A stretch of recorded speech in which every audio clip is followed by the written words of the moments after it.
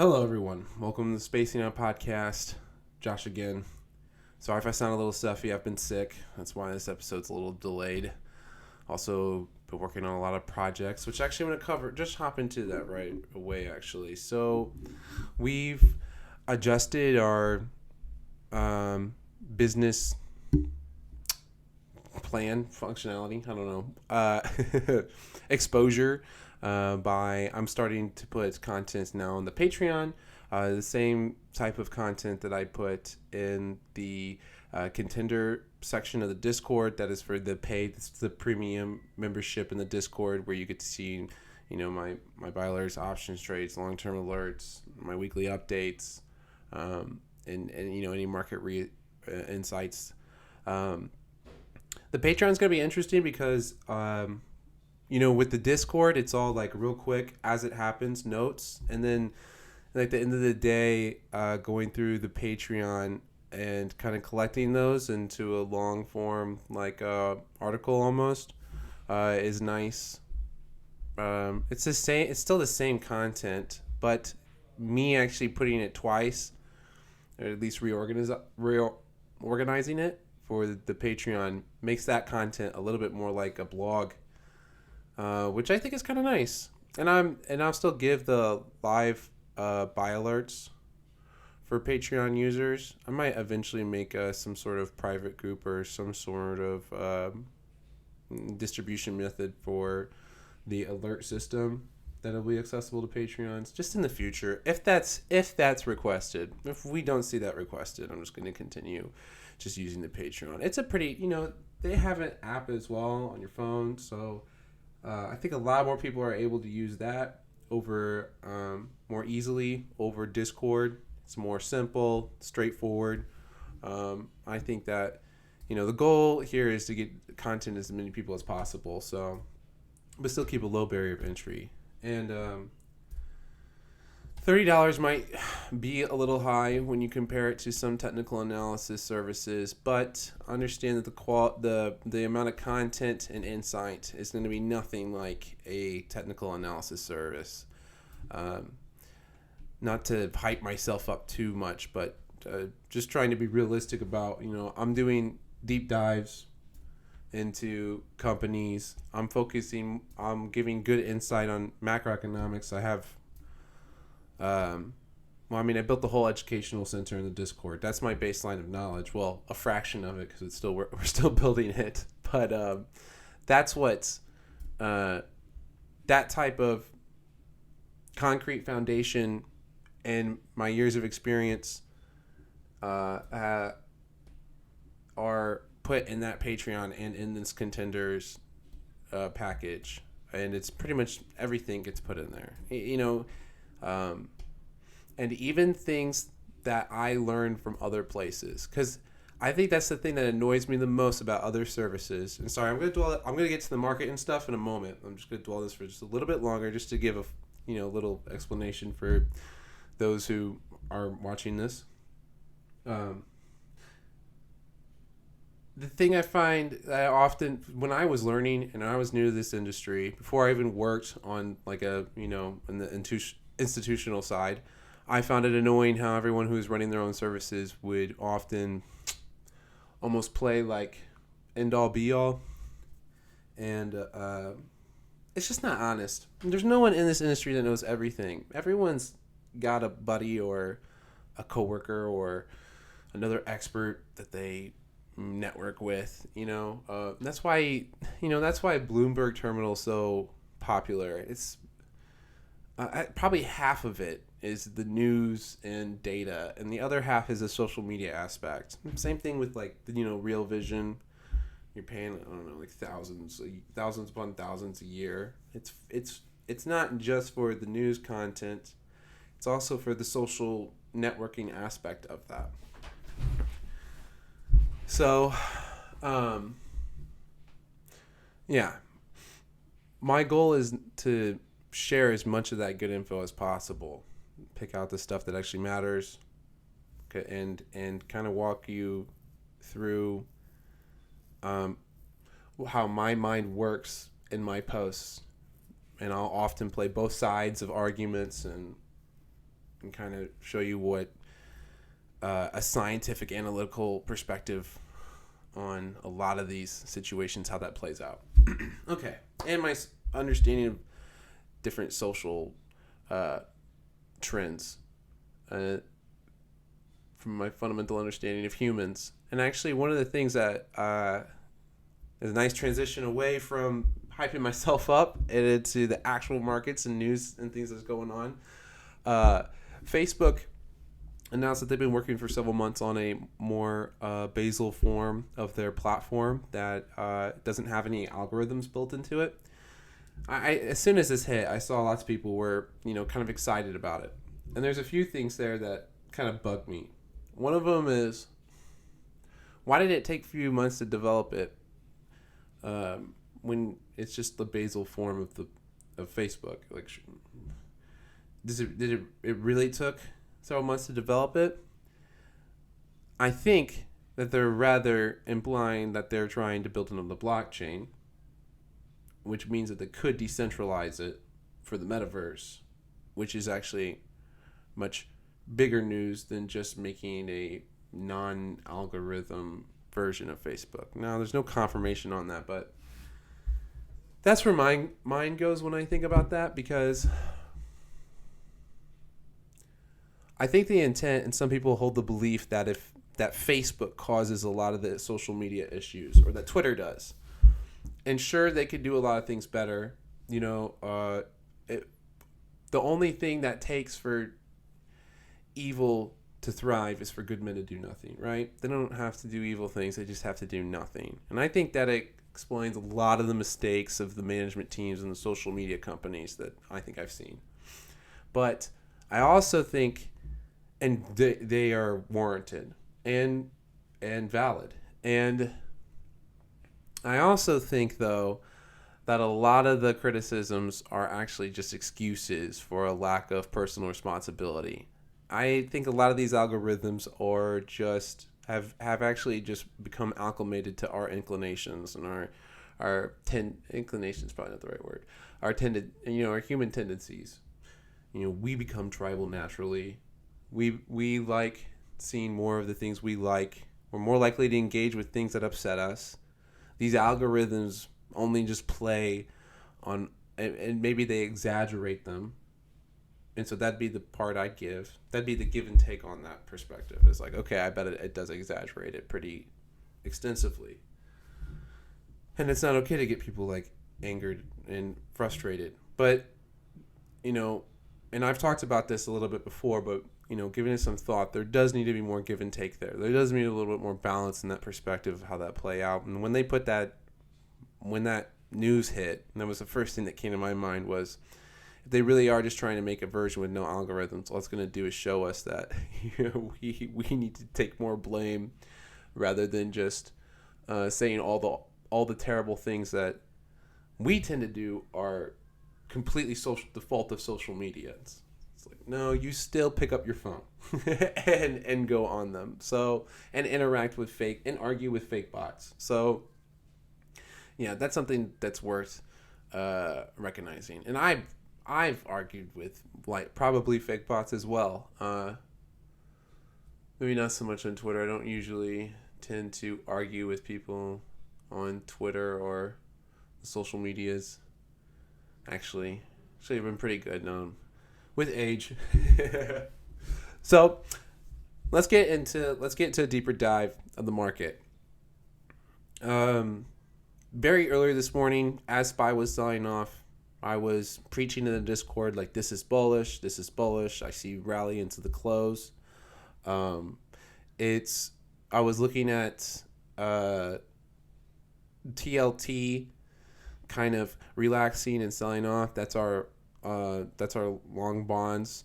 And then I was also watching DXY, which is US dollar futures, and that was pretty chill. But we also saw volatility falling off.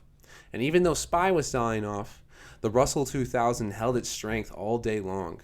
I don't think it ever went red. If it did, it was maybe during lunch break. But looks like we might have touched. But in here, let me actually just pull this up over here. I don't even know if this is enough of a visual. Can see. You can kind of see. So, yeah. When I look at down here is where my macro is what I'm looking at. And then I have my Russell 2000 right up here. Can you see that? You can kind of see that. Right here, SPY, VIX, DXY, TLT, and then the Russell. Yeah, the Russell 2000 for me is the sign of risk on trading. Mid caps were strong all day. Called out really early rallies on Roku, Doximity, Snapchat, Roblox, Mara got some good movement today as well. Kind of choppy into the end of the day. Looks like there's actually a pretty. This looks like a wedge to me. Looks like we're kind of setting up for a nice breakout, which I would expect. We'll get to the testimony after I'm done, or not testimony, but the House Financial Services hearing with the crypto CEOs in a moment. But I think that could cause a nice breakout on Mara. I was buying up some calls actually. But continuing back to the viewpoint in the market, like we there's very bullish, big underlying bullishness in this market. And another thing to look at is like even at the lows today. Let's see if I can find this screenshot.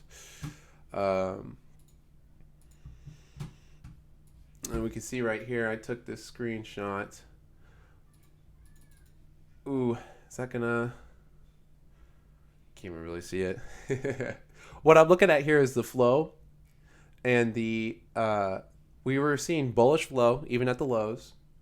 And if you look here on the 5-day average, we're going to exclude the... what is that actually, the 6th? No, that would be the 4th.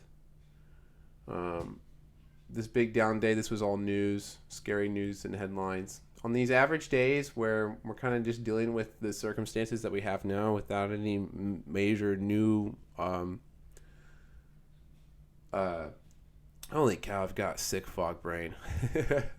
Without any new catalyst or any new macroeconomic changes or developments. Developments was the word I was looking for. Man.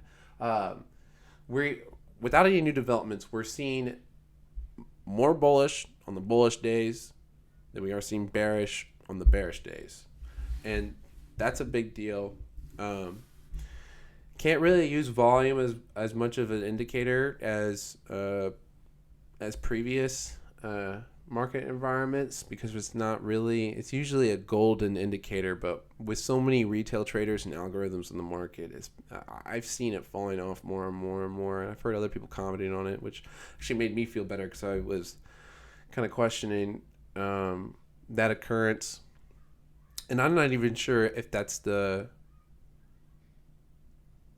I think that's the explanation everyone's jumping to, just because of it's the easiest. And there might be something more complex at play, such as like even just, yeah, there might be. So taking that account though, when I see this, the market screaming bullishness as it comes down, it makes it for an easy like, okay, we're heading into the lows. I'm going to look for the confirmation of being at the low. Use technical analysis. I actually came in a little bit early, then loaded up, averaged down as we came down, and then into the close. It's a super easy trade. Super nice rally. Several of the other traders in the Discord were in Roku. I don't think anyone held Roku for the full 20% that it did today. That was incredible. But that's just also reflective of how bullish this market is. And the thing to keep in mind, the thing in the back of my mind is that we have this core inflation data that's coming out on Friday. And we need to be aware of that. And you can't just like write it off. Yeah, you can't just write it off as like, well, the market's priced it in, or the market has a good outlook of it, because we've been pretty bad at keeping track of inflation all year. So I think the market might be a little overconfident in its consensus of how that data will turn out. But maybe it has improved. Maybe now with the retiring of the word transitory, there's a more that and the sell-offs that we've seen into the end of the year, the market feels like it's better priced in. Or maybe the market's being a little bit of a moron and just euphoric over Christmas rally and not paying attention. Because remember, we're still seeing lots of institutions selling. Like the selling that we saw was institutional selling. And, even people like Elon Musk are selling right now. And a lot of people are claiming that they're timing the top. Now, claiming that Elon is timing the top is nonsense to me, because Elon is a brilliant guy, but he's not a trader or an economist. I think he's more or less mad at Bernie for and different tax proposals, and frustrated, and so he's just selling his stock preemptively, because they were going to tax. There was a proposition to tax unrealized gains, which is ludicrous, and that's when Elon started to sell. Now it could be an excuse, but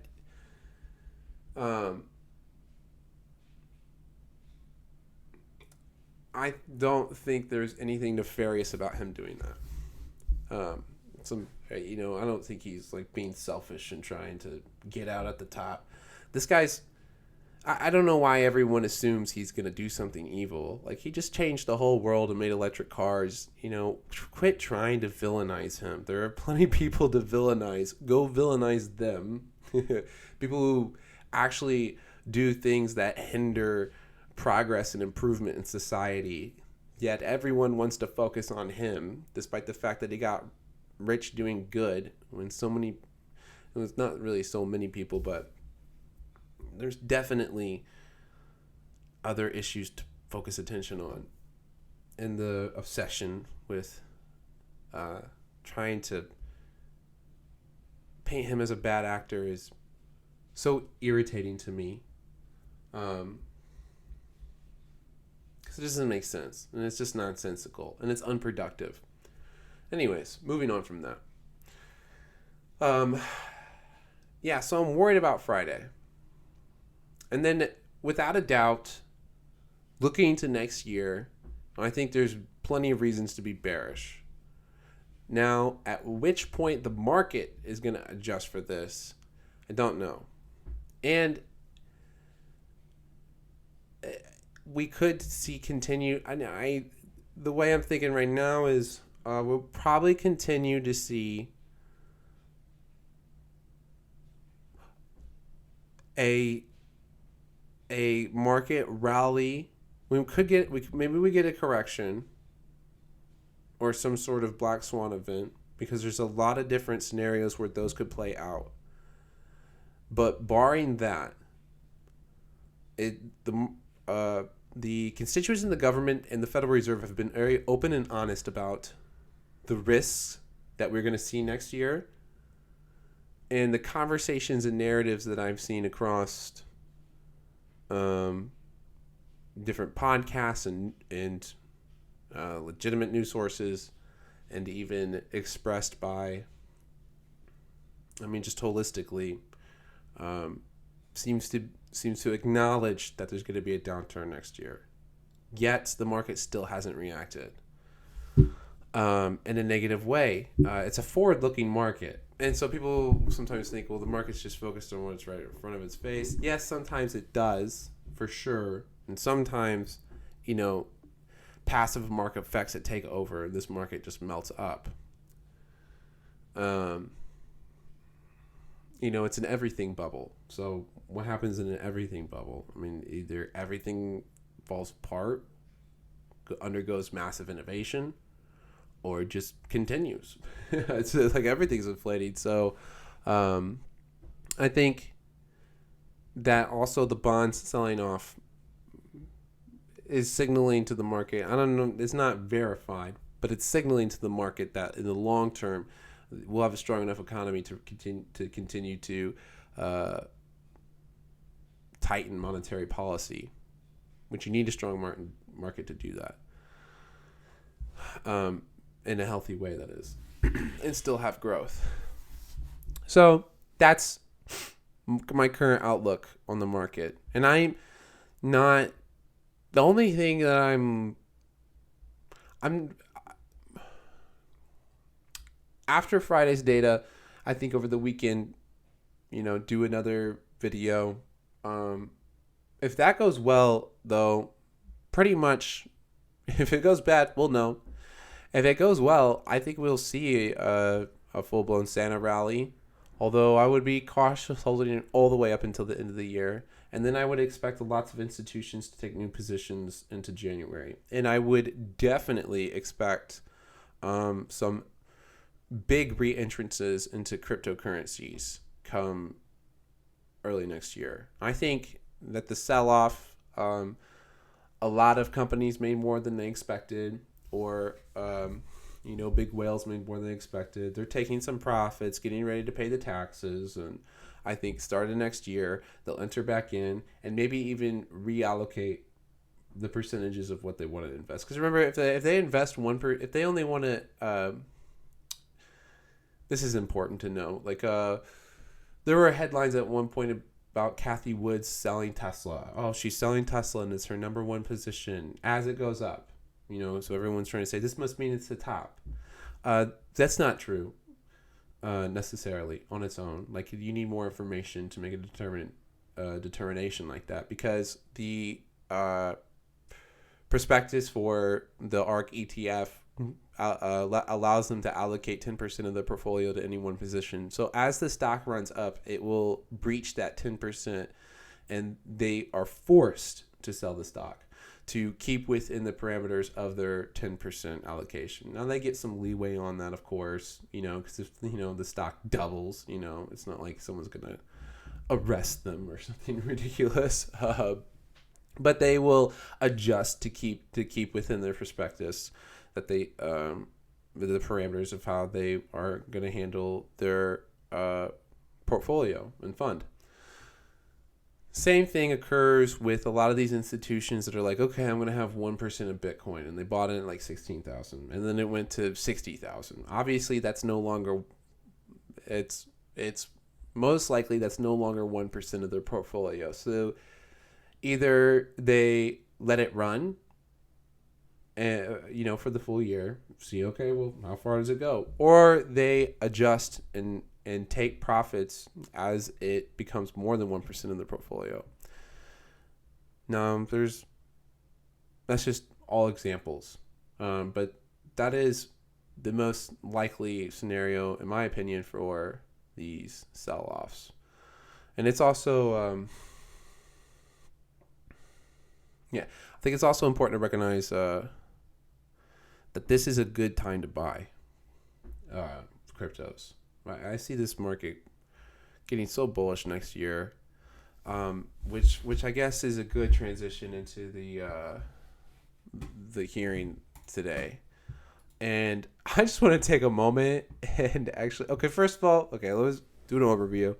The hearing was great. These CEOs, this was such a breath of fresh air after listening to tech CEOs just reiterate robotic responses with obvious discontent for having to be present before the government. It's such a breath of fresh air. Zuckerberg's such an enthusiastic, nervous creature in his trials. Instead of being like, hey, I made this cool technology and we're going to fix this, and make it better. He's just, on the defensive and squirmy, and, that's why people don't like him. But all these CEOs were exceptionally articulated. Or what am I saying?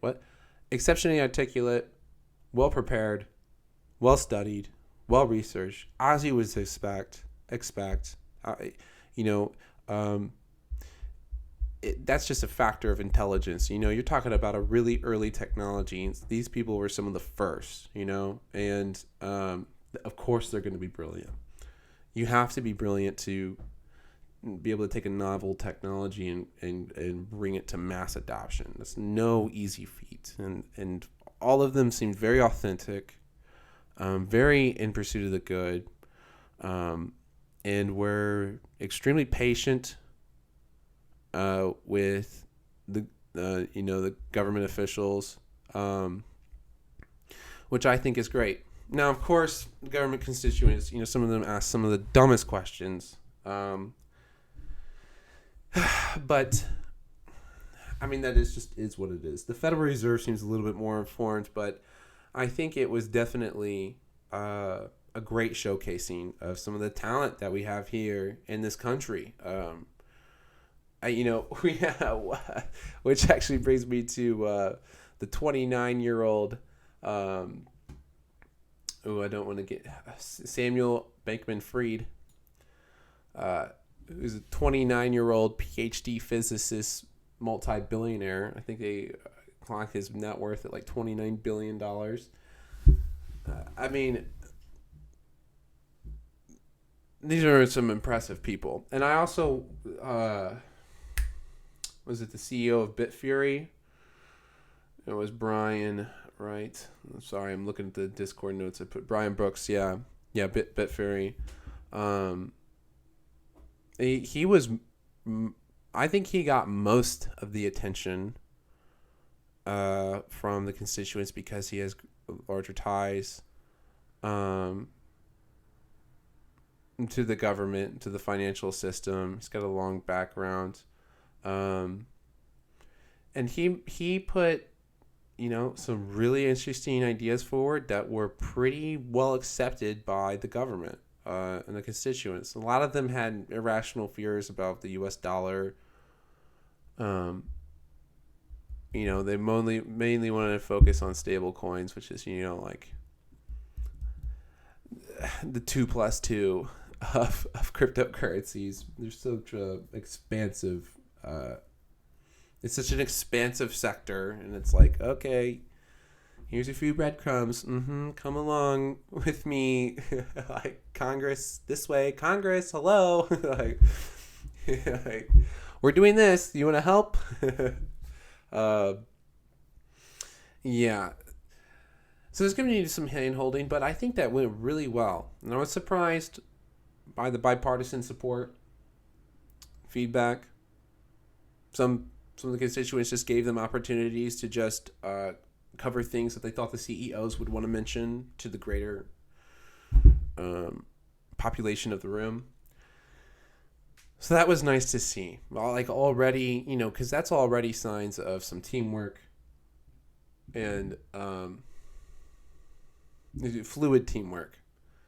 Like we seem to be consolidating towards one goal of this is great, and we're going to make sure that we stay on the forefront of this technology when the rest of the world is turning it away. And that is fantastic, because that is going to lead to an interesting paradigm come next year, and we're just going to need to see how that plays out. I don't want to make any wild assumptions, but I think the next 5 years, technologically and economically, are going to be probably more important than the past 20. And I mean that. Because the current globalization of economics and the increased trade dependency between all nations has led to was started basically in World War II. And Raoul Pal has even discussed this a little bit on how he thinks there's going to be a major reworking of all of those. And it will bridge from cryptocurrencies. Now, that's a very broad claim, though. It definitely doesn't seem unrealistic to me in the slightest. But it's very broad, right? We're going to need to see, and these things are going to happen slowly. It's going to feel fast if you're not paying attention. It's going to feel really slow if you are paying attention, which is what we always see, right? Because it's so funny to me because I don't know. I don't think most people are self-aware of this, but if you talk to an average person about the improvements in the computing process of our modern technology, modern computers, and their functionality. If you ask them something like generic like that, they'll be like, "Oh yeah, it moves so fast, it's crazy." But at any point, if you asked a computer engineer about how fast the technology moves, they're always going to say something like, "I don't know. Well, we don't know how to solve this. I'm not really sure. And we'll figure it out." Every once in a while I get an Elon Musk who's like, "Oh, this will go fast." But a lot of them, I think, feel more of the weight of the work and effort it takes to accomplish those things. And that causes them to be, and also they work with long-term goals, like we'll eventually figure this out and I'll slowly chip away at it. For them, it's a chip away. They're working on this every single day. But for us on the outside, it's like, whoa, you just did that? And they're like, what do you mean? I've been working 5 years on it. And I was like, no, I just heard about it a month ago. That's awesome. You did that overnight. So yeah, the point is, if I haven't been clear enough, is that I think when it comes to things like quantum computing, for instance, when we're talking about innovative technologies, I think frequently people within the industry can be a little bit overly negative towards the rate of development, and people outside of it can be a little bit excitable when it comes to the rate of development. And I like to think that the middle ground is where you want to be, and it's somewhere in the middle of that, which is how it is in most scenarios. But that's been an interesting thing that's become more.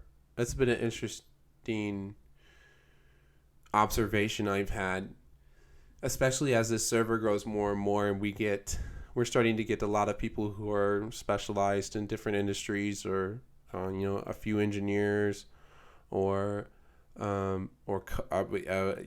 definitely more than a handful of coders, and people who are even some good amateur traders and stuff that also have just a bunch of knowledge about different technologies after doing the research. So it's been interesting to see how people will comment on things given their background, like what their outlook and perspective is. So just want to reiterate that trend, because I think that's also reflected at a greater national level, because you see some people saying, "Oh, self-driving will be here tomorrow." Whoa, no, it's 10 years away. It's like, I don't think probably both of those are wrong. So, yeah. And when these things, when we do breach quantum computing, it's not going to be like, all right, we now have a functional quantum computer.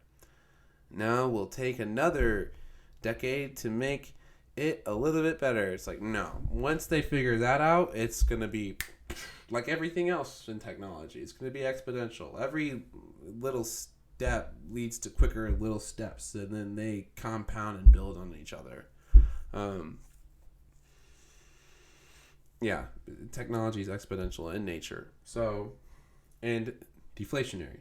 So, and then it's also worth thinking about, since I have a little delayed on this episode, I'm kind of bouncing around a little bit, but there's lots of things I wanted to cover. One of them also being, because this was a discussion in the Discord, there is a question of what happens to when quantum computing, when it comes around, what does it do to Bitcoin mining, or how does it affect blockchain, which is a very interesting conversation.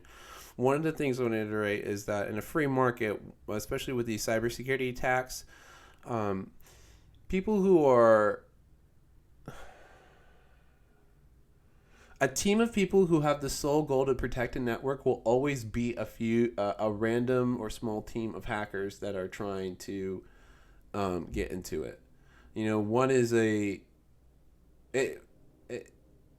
shouldn't say always, but will usually win out. A lot of these hackers are, they're just operating on their own or freelancers, and it's a little bit different from like if an entity like China tried to do a cyber attack. That'd be a little bit different.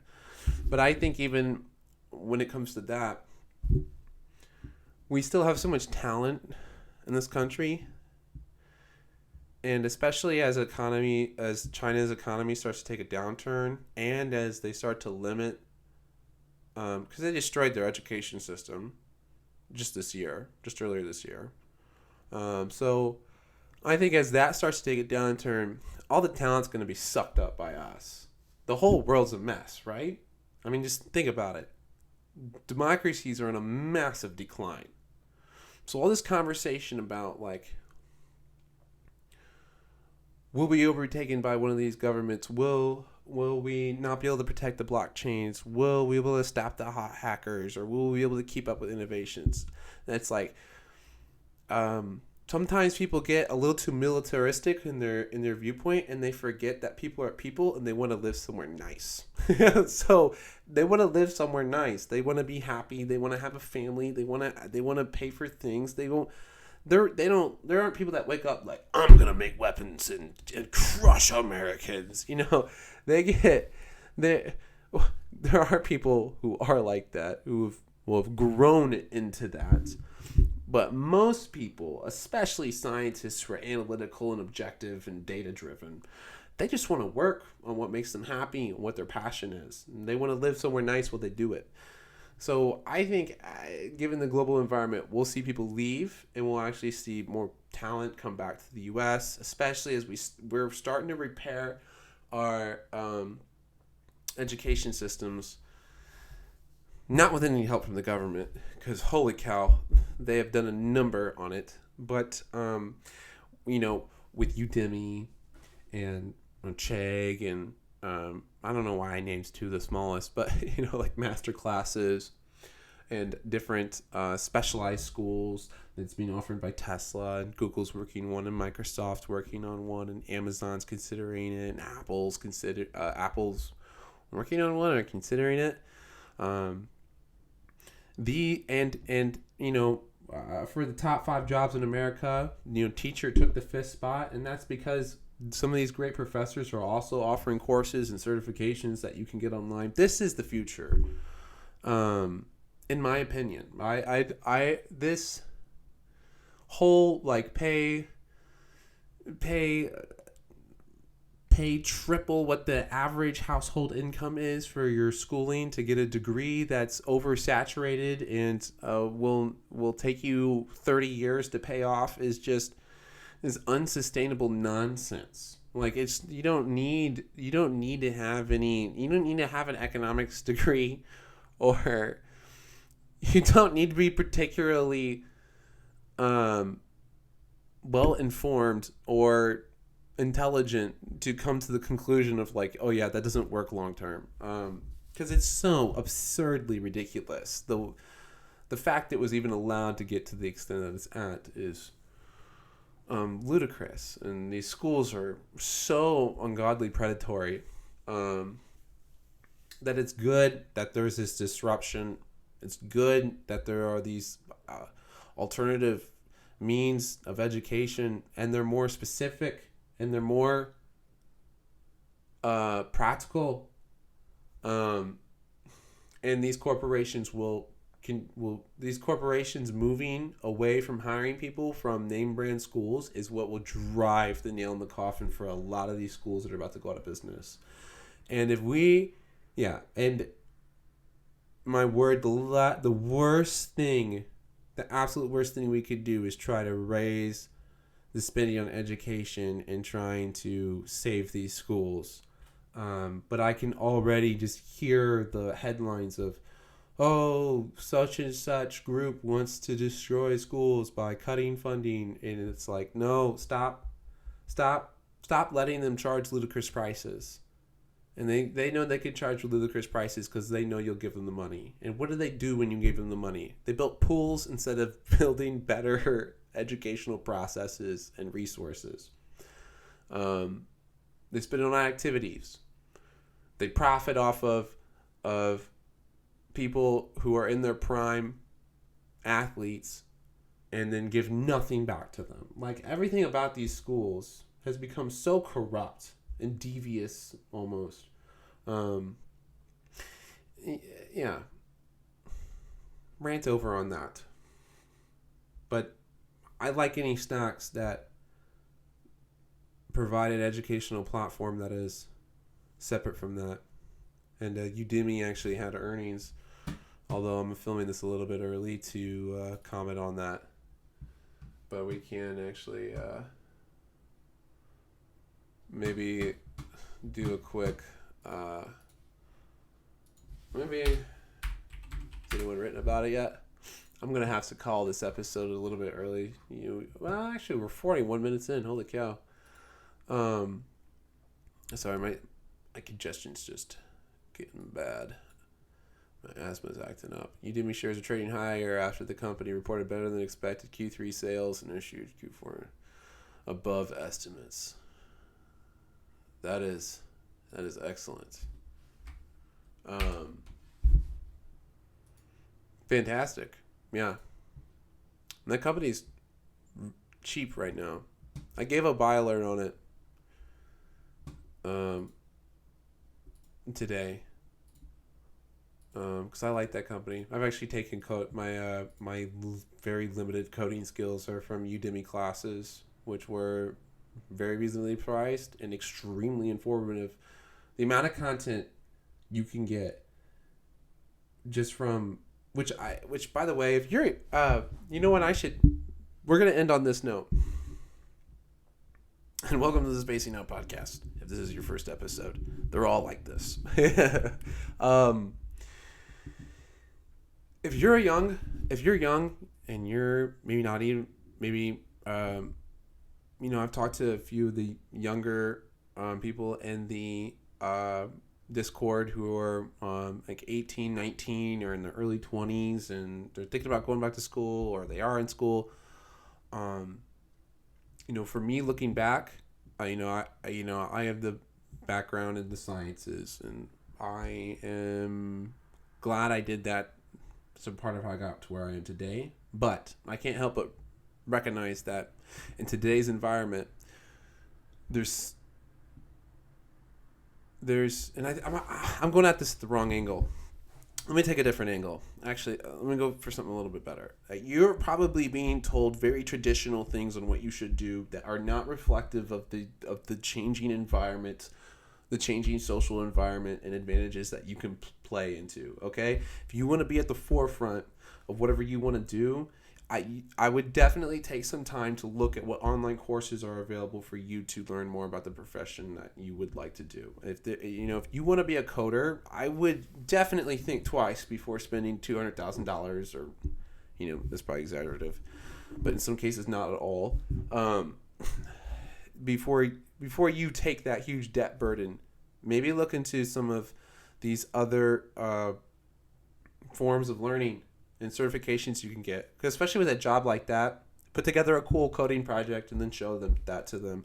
It's gonna or send it to them for your resume. It's gonna mean so much more than the degree, because these companies, the companies who are hiring you, know that they're just gonna need to retrain you on stuff anyways. They've known this for a hot minute. They don't want to have to do that. If you walk in there with no degree, but you know the practical things that it takes to get that job done, you're hired over every college student. They're going to tell you, the common teaching right now is the opposite. False. The last thing these companies want to do is hire college students that they have to retrain all over again. And if you are in college, oh my gosh, get an internship or something so you can get experience working with a team, or build up your social skills. Social skills and especially if you're in technology, social skills and technology will take you, being articulate, well-spoken, and able to work with everyone in technology, you're taking off. You don't even need to be the most adept. You just need to be able to navigate technical terminologies and have a general knowledge of whatever sector or industry you're in. And so long as you have the social skills and can work among a team, you can succeed so much. We see it all the time, right? Even some of these CEOs, they're just excellent communicators, and they're like, I don't know, I just helped my engineering team, and boom, So,